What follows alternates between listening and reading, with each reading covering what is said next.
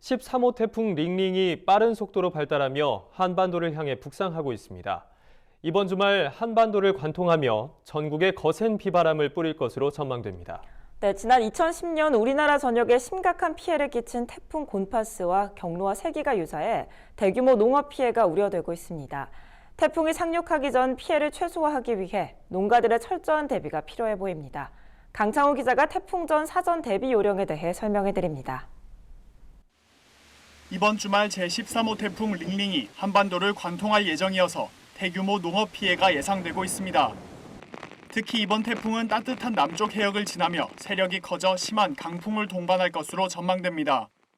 기상청은 우리나라가 태풍의 영향권에 위치한 6일 낮부터 8일 오전까지 제주도와 남해안, 서해안을 중심으로 최대 순간 풍속이 초속 35에서 45m에 이르는 매우 강한 바람이 불 것이라고 내다봤습니다. 이 정도 풍속의 바람이 불면 나무가 뽑히고 작은 차의 경우 뒤집힐 수도 있을 정도인 만큼 태풍을 대비한 각별한 주의가 필요합니다. 이번 태풍의 경로는 지난 2010년 우리나라에 최악의 피해를 입힌 태풍 곤파스와 유사해 농업 피해에 대한 우려가 더욱 깊어지고 있습니다. 과거 곤파스가 한반도에 상륙했을 당시 전체 과수 면적의 2.1%에 달하는 2,800헥타르 면적에서 낙과 피해가 발생했고 논 4,600헥타르와 비닐하우스 451헥타르 등이 피해를 입은 바 있습니다.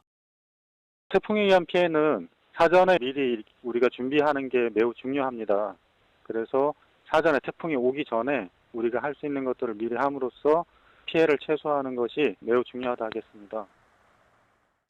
먼저 과수원의 경우 나무 사이에 풀을 미리 베는 등 배수로 정비에 신경 써야 합니다. 과수원이 경사지에 위치했다면 빗물을 한 곳으로 모아 유속을 줄일 수 있는 집수구를 설치하고 토양 유실을 막기 위해 부직포 등으로 땅 표면을 덮어주는 것도 도움이 됩니다. 태풍의 영향으로 나무가 쓰러지는 것을 막기 위해선 지지대 설치가 필수입니다. 바람이 불어오는 방향으로 방풍망을 설치하는 것도 좋은 대비책입니다.